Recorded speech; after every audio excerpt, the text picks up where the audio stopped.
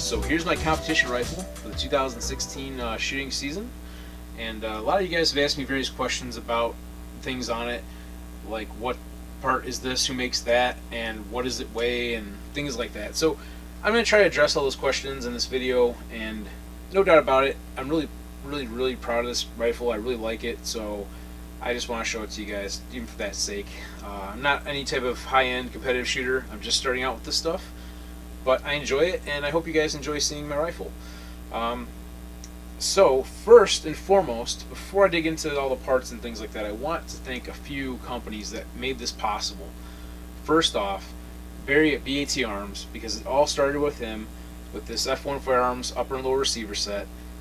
He really wanted me to have one, and he made me a deal I couldn't pass up on it. So I had to jump on it and buy it, and no doubt about it, I really wanted one myself too. But it was in black. It's the only way I could get a good deal on it, was in black, and I really wanted the anodized blue, and I couldn't afford the Handguard in blue and everything else with it at the time, so we went with the black, and luckily our friend Brandon over at Applied Arsenal Finishes took care of the Cerakote for me. He's our sponsor for our live show, just like Barry from BAT Arms. He did a really fantastic job with this. If you look, this is the NRA blue with the Smith & Wesson red hash marks we had put on there, and I may be wondering, well, what's significance of the hash marks? Well, I kind of wanted to do something a little bit Corvette-esque, I guess is the way to put it. I came from a basically automotive background. I worked on a lot of Corvettes for a long time. It was like more of my passions and a big hobby for me, and I still own a Corvette today. In fact, it's blue, black interior. So black and blue is kind of my thing. So it's kind of a personalization touch, but he did a phenomenal job with it. Made a couple little changes along the way as far as the handguard goes and so forth, but it's really cool. I'm really happy with how it came out. In fact, what you can't see in this picture, and you'll see it on the Instagram and all the Facebook posts and everything, on the trigger guard down here, he's got Big Gunner 81, so when it's sitting in the rack at a competition, you can see my my YouTube channel name on it. And also we got the AAF logo on the front too, to kind of show who did the Cerakote work on it. And I'm very proud of it, and I'm really proud of him as a company as well. Great guy to work with. Go to aafgw.com, check out his website, find him on Facebook at Applied Arsenal Finishes, and give him a like. He does great work. And of course, another company I want to mention that helped me finish this thing off was Devil Dog Arms. They stepped up and helped us out with one of their 3-gun comps on the front there, and a few other parts, which will tell you a little bit more about it as I kind of go through the parts breakdown and everything for this rifle. So let's start here. First off, a lot of the parts have been recycled from the 2015 rifle, no doubt about that.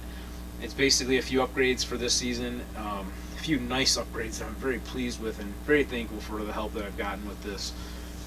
First off, we got the Mission First Tactical Battle Link stock back here, which we ran last year, and the buffer tube, which was Cerakoted as well.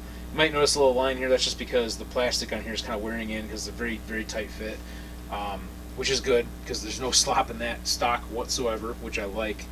The Cerakote, of course, done by Applied Arsenal Finishes, and yeah, it's no name buffer tube. Couldn't tell you where I got it from. I've had it on here for a while, so couldn't tell you that. We've got the Magpul MOE Plus grip that I ran last year as well. I kind of like the rubberized feel to it. There's a couple other grips I've been looking at and kind of thinking about trying down the road, but for right now, that's what we're running. We've got the Devil Dog Arms ambidextrous safety selector.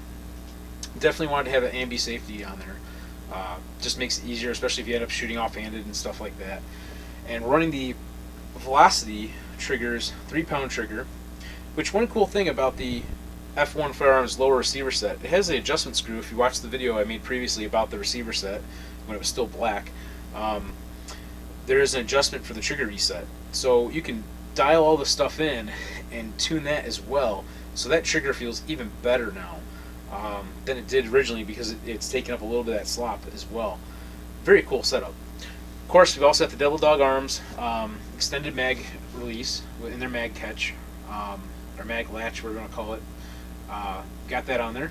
And I also want to give a shout out to the guys at Amend 2 Mags. Gave us a couple mags to test out. We're working on a video right now. We're going to see how well they hold up. And so far, one of them has held up to me driving it over with my truck. So I think they're going to be pretty nice mags. I'm so far pretty impressed. But keep your eyes out for more videos and more info on those mags as time goes by here.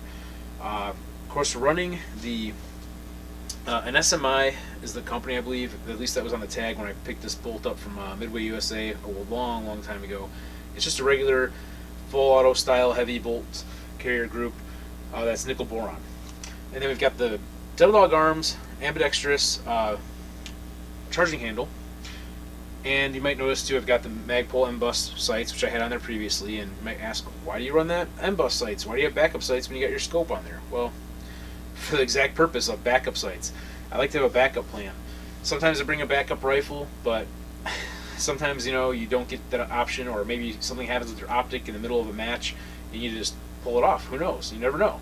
So I like to have another idea for redundancy of what I can work with, which I ran into that situation once already, which you can watch previous videos about that scenario. So the optic, Vortex Strike Eagle 1-6, and the American Defense Manufacturing mount for that.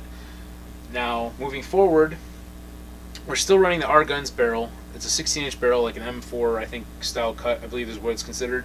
And a gas block that is a no-name gas block. That's a steel gas block. Again, the barrel had that Cerakoted and the gas block Cerakoted as well when we had all the parts over to apply to Arsenal finishes. So they took care of that for us. The Handguard is the same Handguard. It's the GunTech USA Handguard, which, like I said in my previous video, they claim everything's made in the U.S., but apparently it sounds like this handguard might be made overseas. I don't know. It's not a very expensive handguard. I don't really care, I guess, at this point. I'd rather have it be made in the U.S., no doubt about that whatsoever. But when I bought it, you know, the tags all looked like it was made in the U.S. So whatever. I own it. I have it. I'm running it. One of the downfalls with it is that the edges around the key mod and everything else was really kind of sharp, almost like a cheese grater if you ran your hand across it. Brandon took care of that. He softened up all the edges, took out all the little burrs and things before he coated it. So it's just really improved the quality of the handguard just by the finish of the handguard itself. And it's a very lightweight handguard. It's very rigid, very strong. For the money, I was impressed with it, so I don't really regret buying that one. But there's other handguards I'd like to try out and see if I like, and so forth in the future, no doubt. Because, you know, like anything, there's 100 million manufacturers out there making different parts. Or there's a few manufacturers, I guess you should say, out there making parts, but making a million different parts for ARs.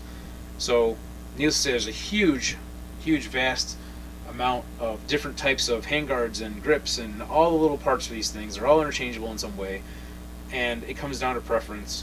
And this is what I'm running right now, based on budget and based on my preference and everything else. It's what I picked. So, you know, I may change it at some point. Just kind of what I'm running.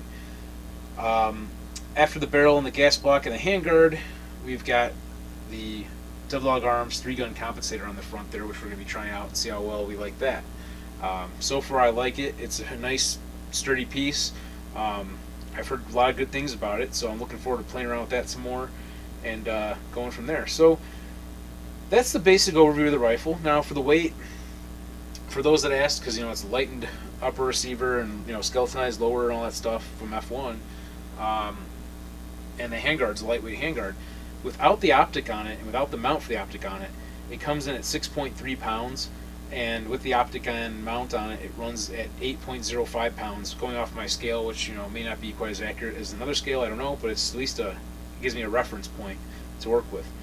Now there's some things you could probably do to lighten the setup up a little more. One thing would be running a low mass bolt carrier group. That would definitely take some weight away. Maybe running a thinner barrel profile, like a pencil style barrel or something like that. Maybe running a little bit shorter handguard to chop some of that material away, and things like that. You know, I don't know. It's all personal preference and what you want to do and what you want to accomplish, because everything is like a trade-off as I'm learning. And again, I'm not a pro shooter. I'm not high up in the rankings. I'm just a beginner at this, and I love the sport, and I love the people that are in this sport and this hobby, and I like multiple aspects of firearms, not just the sport shooting. I like the tactical stuff. I like all of it. So that's kind of how it goes. Again, this rifle is purpose built for competition. That's the whole idea. I'm not right. Obviously, doesn't have a forward assist or a dust cover or anything like that. And it's skeletonized after all, so it has its purpose for me in my collection. So I hope everyone enjoyed my little video and my little talk about my rifle. And again, go check out Applied Arsenal Finishes, batarms.com, and Devil Dog Arms as well. Nice local companies here in Illinois. To me, anyway, local to me, I guess I should say, and they're doing good stuff. So check them all out. I appreciate what they did to help me out with this stuff, and I look forward to using this rifle coming up here real quick. In fact, 3-Gun Nation Southeast Regionals in Florida, that's coming up real fast here, beginning of the year, and we'll see how well that goes. So until next time, everyone, go out and have some fun shooting.